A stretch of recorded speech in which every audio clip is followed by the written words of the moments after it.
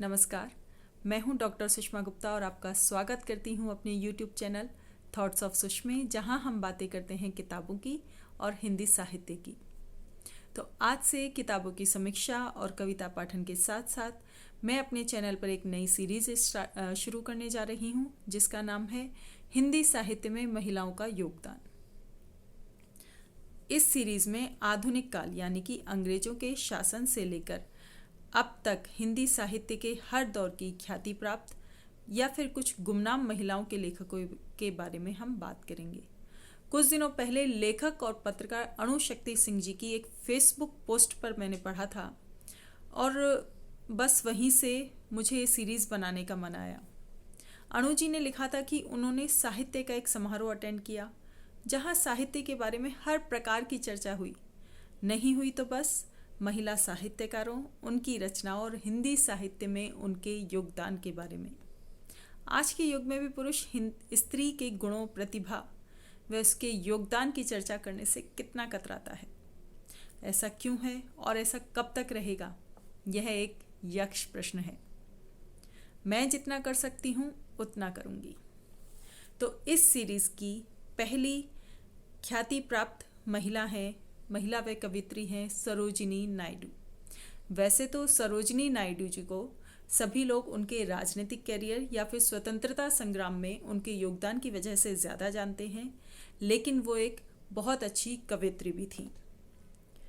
हालांकि इतिहास में प्रथम कवित्री के रूप में सुभद्रा कुमारी चौहान का नाम दर्ज है, लेकिन सरोजिनी नायडू सुभद्रा जी से पहले की कवित्री हैं। परंतु सुभद्रा जी का प्रथम कवित्री कहलाना शायद दो कारणों से है। प्रथम तो सरोजिनी जी अपने राजनीतिक कैरियर व स्वतंत्रता संग्राम में अपनी भागीदारी की वजह से ज़्यादा ख्याति प्राप्त हैं, और दूसरी वजह शायद उनकी कविताएं अंग्रेजी में लिखी हुई थी इसलिए।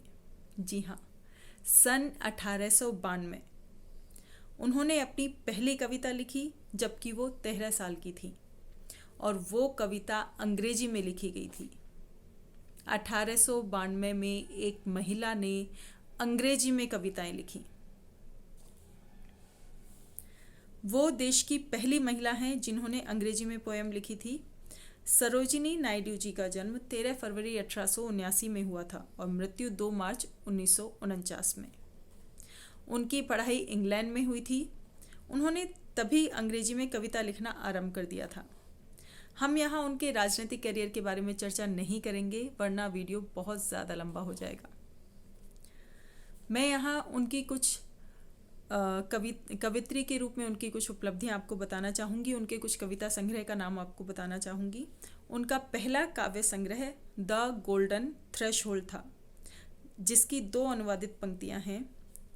लिए बांसुरी हाथों में हम घूमे गाते गाते, मनुष्य सब हैं बंधु हमारे, जग सारा अपना है। उन्होंने लगभग 22 काव्य संग्रह लिखे, जिनमें the golden threshold, the bird of time, the broken wings व झील की रानी मुख्य हैं। नारी मुक्ति आंदोलन में उनका विशेष योगदान माना जाता है। सरोजिनी जी की कविताएं देश प्रेम, नारी मुक्ति और देशभक्ति से ओतप्रोत थीं। उनकी प्रतिभा को देखते हुए उन्हें कई सारी उपाधियां मिली थीं, जिनमें से महात्मा गांधी द्वारा उन्हें नाइटेंगल ऑफ इंडिया, अपनी कविताओं व गीतों की वजह से भारत की कोकिला, और अंग्रेजी सरकार की ओर से केसरे हिंद की उपाधि प्राप्त थी। जलियांवाला बाग हत्याकांड के बाद उन्होंने केसरे हिंद की उपाधि अंग्रेजी सरकार को लौटा दी थी। उनका कहना था कि एक देश की महानता, बलिदान और प्रेम उस देश के आदर्शों पर निहित करता है। भारत की स्वतंत्रता के लिए घोर संघर्ष करने वाली, भारत छोड़ो आंदोलन में जेल जाने वाली, भारतीय राष्ट्रीय कांग्रेस की अध्यक्ष बनने वाली पहली भारतीय महिला, व स्वतंत्र देश की पहली भारतीय महिला राज्यपाल व महान कवयित्री को हमारा नमन है। उनकी कुछ कविताएं, उनकी एक कविता जो उनकी सभी कविताएं अंग्रेजी में ही लिखी हुई थी, लेकिन उनका अनुवाद भी किया गया है। मैं उनकी एक कविता अंग्रेजी में सुनाना चाहूँगी और एक कविता हिंदी में। Is there aught you need that my hands withhold. Rich gifts of raiment, or grain or gold. Lo, I have flung to the east and the west. Priceless treasures torn from my breast, and yielded the sons of my stricken womb to the drum beats of the duty, the sabers of doom.